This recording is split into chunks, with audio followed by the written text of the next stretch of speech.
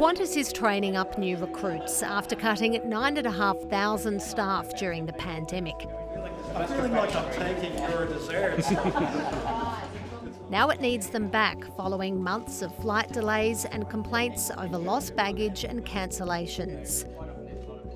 And we're extremely disappointed and we apologise for that. But we will fix it. None of this has impacted demand. Our demand is at record levels at the moment. The airline's finances are recovering. It halved its full-year loss to $860 million. The company's preferred underlying loss slightly increased on last year to $1.86 billion before tax. Qantas says that takes total pre-tax losses from the pandemic to nearly $7 billion.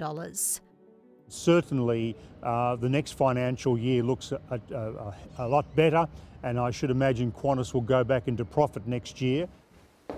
Qantas's reputational damage is likely to take longer to repair. Greg Humble and his partner Drew's recent trip to Europe was marred by cancellations, missing tickets, and hours spent on the phone to call centre staff. It was incredibly stressful. We weren't sure whether we'd be able to get home. The couple want compensation after being left thousands of dollars out of pocket. I didn't get the sense that they knew what they were doing, which is kind of frustrating because it was such a massive drop from sort of like excelling in service. In July, just over 50% of Qantas flights arrived and departed on time. That compares to more than 70% that were on schedule before the pandemic.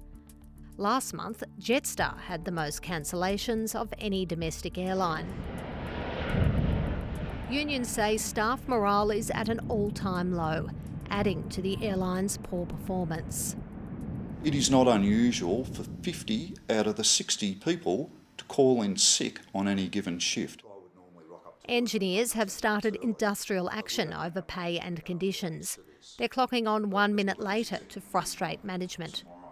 It's inadequate at this time of high inflation to expect staff to take wage freezes whilst we have executive managers being offered bonuses in excess of $1 million. Qantas received $2 billion in federal government subsidies during the pandemic, including for JobKeeper payments.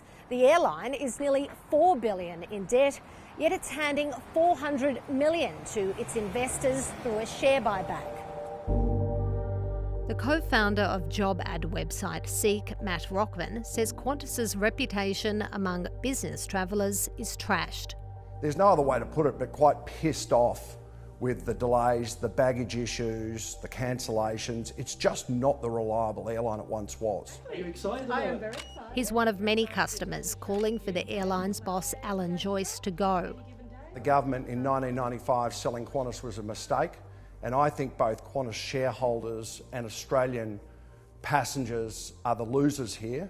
And now we've got the skeleton of an airline that I think I've had more resignation requests than any other CEO or probably any other public figure out there.